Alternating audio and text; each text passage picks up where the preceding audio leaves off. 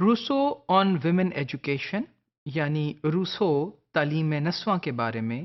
کیا کہتے ہیں، یا کیا فلسفہ ہے ان کا جو خواتین کی تعلیم کے بارے میں انہوں نے دیا۔ Rousseau talks about women education at the very end of Emile جو ان کی کتاب ہے اس کے بالکل اختتام پہ، تقریباً اختتام پہ وہ خواتین کی ایجوکیشن کے بارے میں بات کرتے ہیں۔ Or Rousseau only talks of women education as he believes that the man that ML has become after being educated needs an educated wife. اب وہ ایم ایل جو اس لڑکے کا نام ہے جس کے نام پہ یہ کتاب لکھی ہے انہوں نے اور کتاب کا ٹائٹل سلیکٹ کیا ہے، وہ اب ایک نوجوان بن چکا ہے، اور جب نوجوان بن چکا ہے تو اسے ایک ایسی خاتون کی ضرورت ہے جو کہ ان کی بہتر نصف بن سکے، جو کہ ان کی لائف پارٹنر بن سکے اور وائف بن سکے، اور ایک ایجوکیٹڈ وائف۔ تو یہاں وہ بڑے ایک ڈومیسٹک اور بڑے آپ دیکھیے کہ جسے ہم کہتے ہیں کہ کمپلیمنٹری نیچر میں وہ خواتین کے بارے میں بات کر رہے ہیں کہ women to complement M L,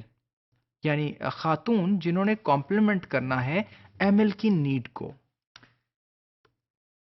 naan individualistic education کو سامنے رکھتے ہوئے وہ یہ کہتے ہیں کہ فار ویمن ہی completely abandoned the individualistic training given to مین۔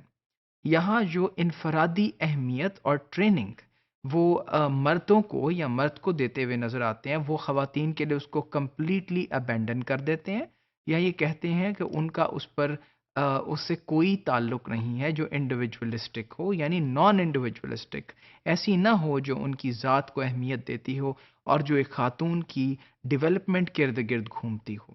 بلکہ نان انڈیویجولسٹک ایجوکیشن کی بات کرتے ہیں۔ اور ریلیٹو ایجوکیشن اس سے مراد یہ ہے کہ he believe that the whole education of women ought to be relative to men in order to please them and be useful to them۔ اور خواتین کی جتنی تعلیم ہے وہ ریلیونٹ ہونی چاہیے اور ریلیٹو ہونی چاہیے مردوں کے ساتھ یا ان کی تعلیم کے ساتھ، تاکہ وہ ان کو پلیز کر سکیں اور ان کے لیے کارآمد ثابت ہوں، یعنی ایک تو ان کو محظوظ کریں اور دوسرا ان کے لیے کارآمد ثابت ہو۔ تو یہاں ان باتوں سے ہمیں یوں لگتا ہے کہ خاتون جو ہیں یا خواتین جو ہیں ان کی اہمیت سیکنڈری تھی روسو کے نزدیک۔ اس زمانے میں اس وقت پہ خواتین کو وہ اہمیت نہیں دے رہے تھے جو شاید آج کے زمانے میں ہم دینے کی بات کرتے ہیں یا دیتے ہیں۔ اور پھر ویمن ٹریننگ کے بارے میں کہتے ہیں کہ women should be given adequate bodily training for the sake of physical charm and for producing vigorous offsprings. اور یہ کہتے ہیں کہ خواتین کو جسمانی ٹریننگ دیں تاکہ وہ خوبصورتی ان کی برقرار رہے جو ظاہری خوبصورتی ہے، اور وہ بہترین بچوں کی مائیں بن سکیں یا بہترین بچے معاشرے کو دے سکیں۔ اب اس بات میں اگر ہم یہ دیکھیں تو یہ بات تھوڑی سی ہمیں نظر آتی ہے کہ ہیلتھ کے کانٹیکسٹ میں بھی کچھ پازیٹیو بھی ہے کہ he was talking about women health, he was talking about the physical training by having that they would be able to become strong and good mothers of children which would be able to run the society in a better manner as compared to the children with weak mothers and not having bodily training. And then women should be taught sewing,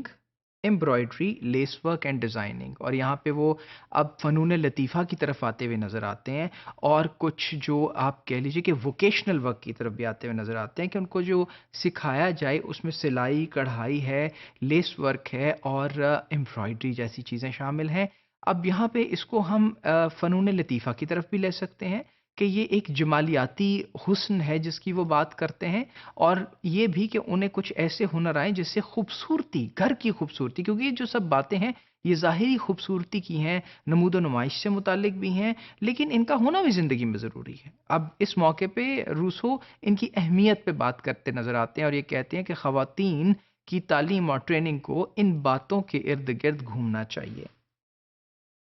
and women should be taught obedience and industriousness. اب جو خواتین ہیں ان کو ہمیں obedience اور industriousness سکھانی ہے۔ And they should be taught singing, dancing and other trades, اور ان کو پھر سنگنگ، ڈانسنگ اور اس طرح کے جو فنون ہیں ان سے آراستہ کرنا۔ یعنی پھر آپ دیکھیے کہ جمالیاتی حس، فنون لطیفہ کی بات ہو رہی ہے، اور women's aesthetic sense seems to be important to Rousseau as compared to any other practical work that they would be able to do or they were able to do for the society at that time.